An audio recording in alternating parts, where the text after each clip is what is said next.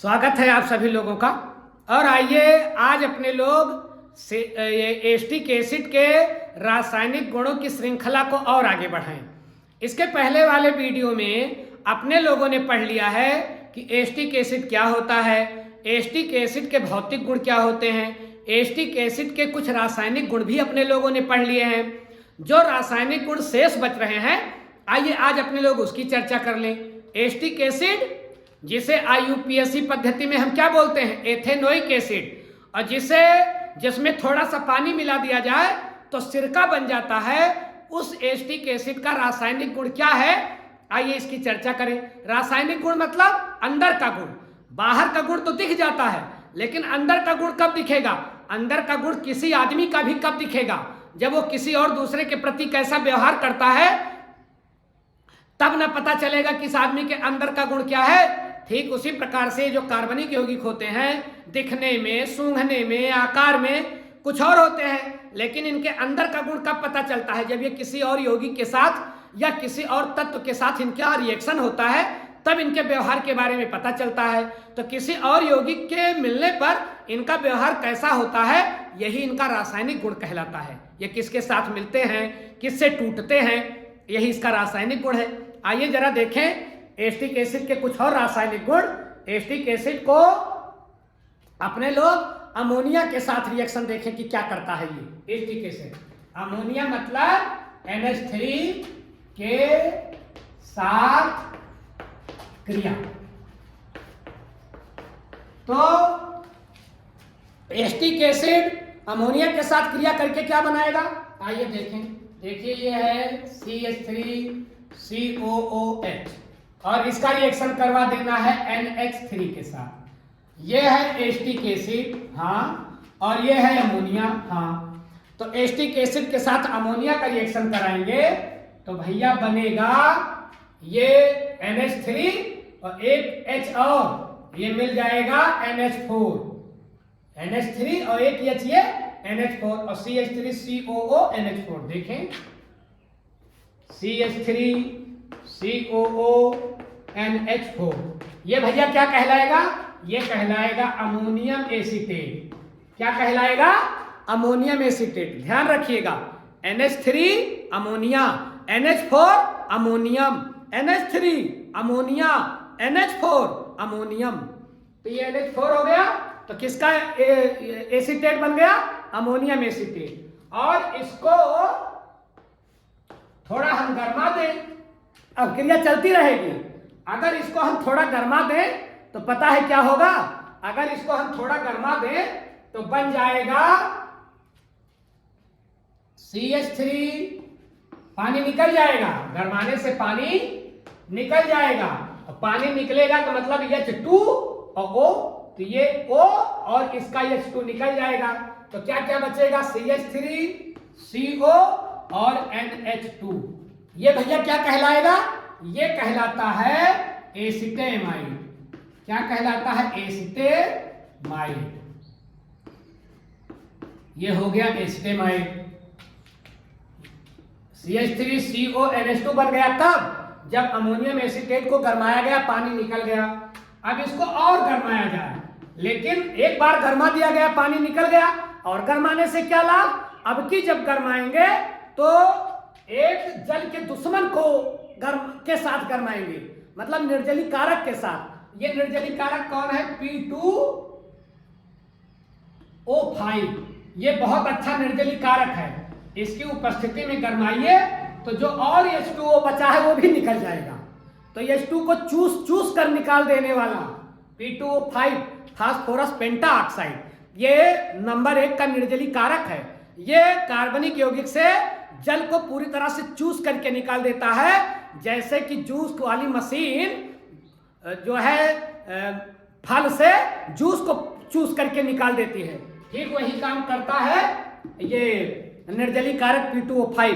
अब इसकी सहायता से जब गर्म करेंगे तो H2 फिर निकल जाएगा। तो H2O निकलेगा, मतलब H2O ये निकल गया। अब क्या क्या बचा भैया जरा देख लो, CH3CN, यही तो बचा, और ये कहलाता है भैया मेथिल साइनाइड। क्या कहलाता है? Methyl cyanide. तो अंततः उत्पाद क्या बना? Methyl cyanide. किससे?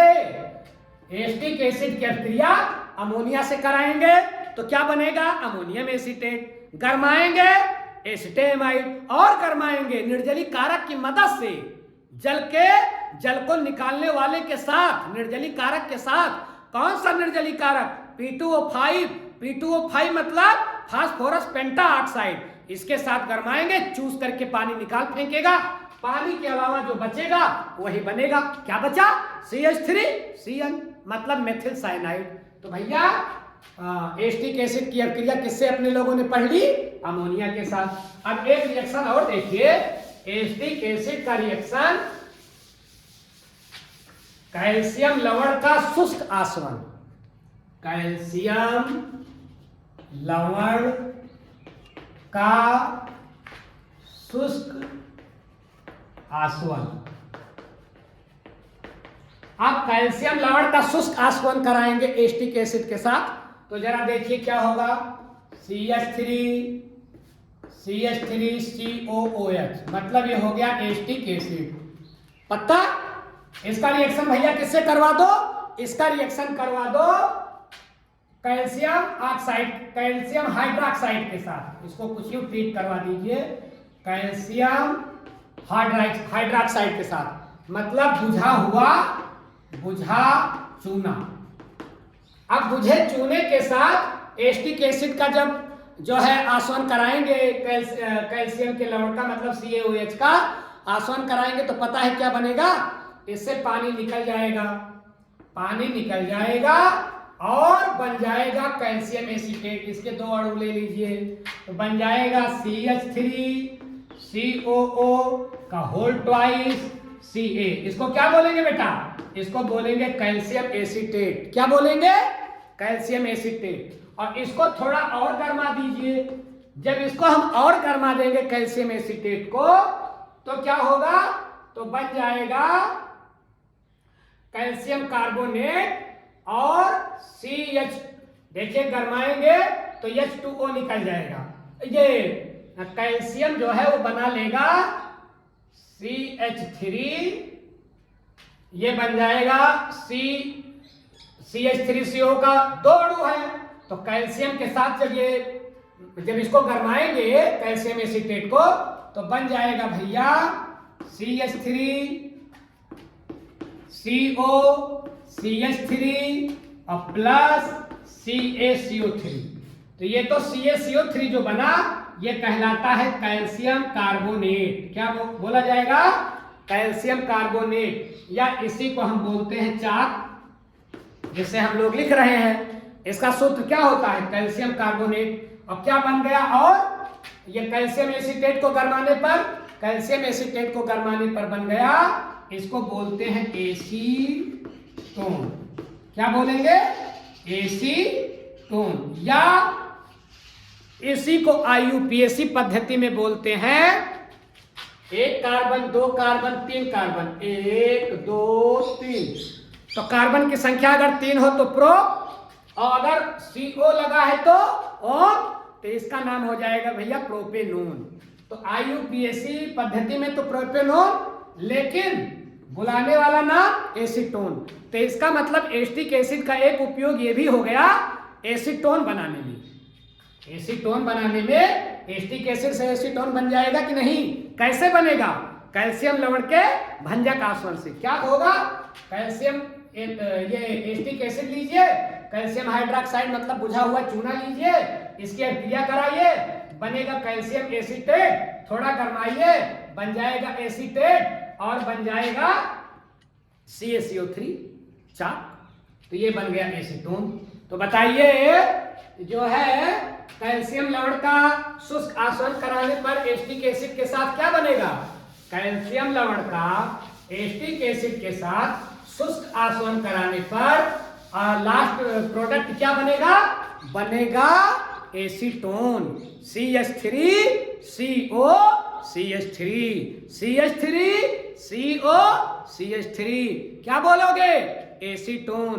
IUPAC क्या बोलोगे? प्रोपेनोन। ये हो गया एस्टिक कैल्शियम लवण के शुष्क आसवन से। एक अभिक्रिया और देखिए, PCl5 से अभिक्रिया। आप PCl5 से अभिक्रिया करके एस्टिक एसिड क्या बनाएगा जरा देख लें। देखिए CH3COOH, मतलब ये हो गया एस्टिक एसिड, और इसका रिएक्शन किससे करवाना है, PCl5। इसको बोलते हैं भैया फास्फोरस पेंटाक्लोराइड। क्या बोलेंगे, फास्फोरस पेंटाक्लोराइड, TPC या फास्फोरस पेंटाक्लोराइड। रिएक्शन कराएंगे तो क्या क्या बनेगा भैया, बनेगा CH3COCl, ये कहलाएगा एसिटिल क्लोराइड। क्या कहलाएगा, एसिटिल क्लोराइड। क्या बना, एसिटिल क्लोराइड। और क्या बना, POCl3, ये कहलाता है भैया फास्फोरस ऑक्सी क्लोराइड। ये क्या कहलाएगा, POCl3 फास्फोरस ऑक्सी क्लोराइड। और क्या बनता है, HCl मतलब हाइड्रोक्लोरिक एसिड। तो क्या क्या बन गया, PCl5 से रिएक्शन कराएंगे जब एस्टिक एसिड का, क्या क्या बन गया, बन गया acetyl chloride, phosphorus oxy chloride और हाइड्रोक्लोरिक एसिड। मुख्य प्रोडक्ट क्या बना, एस्टिल क्लोराइड। तो PCl5 से एस्टिल क्लोराइड। कैल्शियम लवण के भंजक शुष्क आसवन से बनेगा एसीटोन। और जो है पहली अभिक्रिया अमोनिया से जब अभिक्रिया कराएंगे तो अंत में क्या बना था, मेथिल साइनाइड। तो ये 3 रिएक्शन रहे अमोनिया के साथ, कैल्शियम लवण के शुष्क आसवन और PCl5 के साथ। मुझे लगता है कि ये एस्टिक एसिड के जितने रासायनिक गुण हैं हाई स्कूल और इंटर दोनों में, उसकी चर्चा अपने लोगों ने एक तरफा कर ली। अब आइए जरा देखें कि एस्टिक एसिड जिसमें पानी मिला देने से सिरका बन जाता है, इसका उपयोग कहाँ कहाँ है। इतने दिन से अपने लोग पढ़ रहे हैं इसके भौतिक रासायनिक गुण को, तो इसका उपयोग कहाँ कहाँ है भैया। एस्टिक एसिड हम उपयोग करते हैं, अभी अपने लोगों ने पढ़ा एसीटोन बनाने में, कैल्शियम ये एसीटेट लवण बनाने में, calcium acetate, potassium acetate, sodium acetate, ammonium acetate, silver acetate, ये सब बनाया अपने लोगों ने ना एस्टिक एसिड की मदद से। जो है ये एसीटेट लवण बनाने में यूज किया जाता है, एसीटोन में, मेथिल साइनाइड में, और जो है एस्टिल जो है क्लोराइड में। ये सब अपने लोगों ने पढ़ा, ये सब बनाने में यूज करेंगे हम एस्टिक एसिड का। एस्टिक एसिड का उपयोग भैया रंग उद्योग में, मतलब डाई जो है इंडस्ट्री में, और कागज की इंडस्ट्री में, कागज उद्योग में भी हम लोग एस्टिक एसिड का उपयोग करते हैं। सफेदा बनाने में, सफेदा जानते हो, सफेदा आप लिखते रहते हो और लिखते लिखते कुछ हो गया, फिर आप उसको मिटाना चाहते हो तो आप एक केमिकल लगा देते हो व्हाइट, जिसको आप लोग इंग्लिश मीडियम वाले व्हाइटनर बोलते हैं, उसी को सफेदा बोला जाता है। तो सफेदा बनाने में भी हम किसका उपयोग करते हैं, एस्टिक एसिड का उपयोग करते हैं। एस्टिक एसिड एक बहुत अच्छा कार्बनिक विलायक है, जैसे जल सबसे अच्छा विलायक है, लेकिन एस्टिक एसिड कार्बनिक विलायक है। तो ये एस्टिक एसिड के कुछ उपयोग हो गए। अपने लोगों ने पढ़ा कि एस्टिक एसिड का उपयोग सिरका बनाने में होता है, और सिरका अपने लोगों के लिए बहुत फायदेमंद है, भोजन का स्वाद बढ़ा देता है, स्वास्थ्य अच्छा रखता है, सिरके से अनेक बीमारियां दूर होती हैं, कैंसर सेल्स को डैमेज करता है सिरका, कैंसर सेल्स को भी डैमेज करने का काम सिरका करता है। और इतने नहीं, सिरका जो है शुगर रोगियों के लिए, मधुमेह रोगियों के लिए, या डायबिटीज पेशेंट जिसको हम बोलते हैं, और गांव की आम बोलचाल की भाषा में शुगर पेशेंट बोल देते हैं, उनके लिए रामबाण औषधि है सिरका। तो शुगर में और कैंसर में, मोटापा कम करने में शुगर बहुत, ये सिरका बहुत महत्वपूर्ण भूमिका निभाता है। शुगर बीमारी खत्म करने के साथ साथ शुगर बीमारी को कंट्रोल में करने के साथ साथ मोटापे में भी ये बहुत महत्वपूर्ण भूमिका अदा करना है। मोटापा कम करना है, सिरके का सेवन शुरू कर दीजिए। खाने का टेस्ट तो बढ़ाएगा ही, मोटापा भी कम करेगा। सिरका अनेक औषधियों के रूप में प्रयोग किया जाता है। सिरका बागवानी में फूल आदि में डालने के लिए यूज किया जाता है। सिरका खरपतवार नष्ट करने में भी उपयोग किया जाता है। सिरके से चेहरे की दमक मेंटेन रहती है। सिरका अगर आप चेहरे पर लगाएं तो चेहरा चमकता रहेगा गुलाब की तरह। सिरका बालों की भी चमक को मेंटेन करता है। देखिए ये सब घरेलू औषधियां हैं। बाल में आप दूध लगाइए, दही लगाइए, सिरका लगाइए, बालों को मजबूत बनाएगा, बालों की चमक बढ़ाएगा। हमारे लोगों के गांव में तो एक मिट्टी होती है, उसको अगर आप बाल में लगा दीजिए तो बालों को बढ़ाएगा, बालों को मजबूत करेगा और बालों को चमकदार बनाएगा। लेकिन अपने लोग किधर भागते हैं? दुकान पर भागते हैं। क्यों भागते हैं? शैम्पू लेने के लिए भागते हैं। क्यों? क्योंकि उसका प्रचार हीरोइनें करती है ना। वो बस ऐश्वर्या राय से पूछा गया आपके लंबे बालों का राज, बोली कि लक्स शैम्पू।